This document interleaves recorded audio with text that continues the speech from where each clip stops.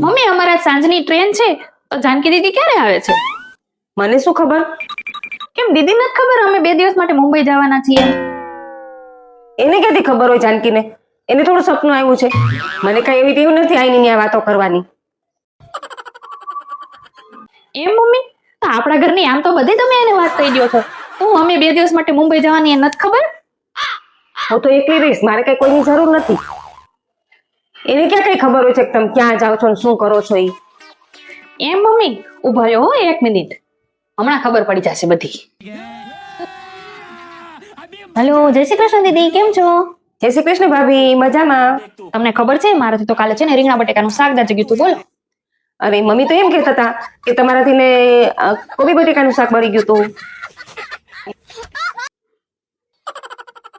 હા હા, કોબી બટેકાનું, હા હું ભૂલી ગઈ તો. અને ખબર છે તમને મારથી તો કાલે કાચનો ગ્લાસ એ તૂટી ગયો તો, બોલો. મમ્મી તો એમ કહેતી હતી કે રકાબી તૂટી ગઈ હતી. હા હા, એ તો રકાબી તૂટી હતી, હા હું ભૂલી જાઉં છું એ તો પાછી. અને તમને ખબર છે મેં તો આજે યલો કલરનો ડ્રેસ પહેર્યો છે. મમ્મી તો એમ કહેતી હતી કે આજે એને 4000 વાળો રાણી કલરનો ડ્રેસ પહેર્યો છે.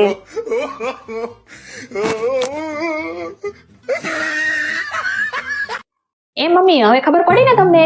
તમે તો આપણી પળે પળની બધી વાત એને કરો છો. તો હવે મને કયો દીદી ક્યારે આવવાના છે હું જાઉં પછી? અડધા કલાક પછી આવવાની છે. હાલો હાલો, હું જવાની તૈયારી કરું છું.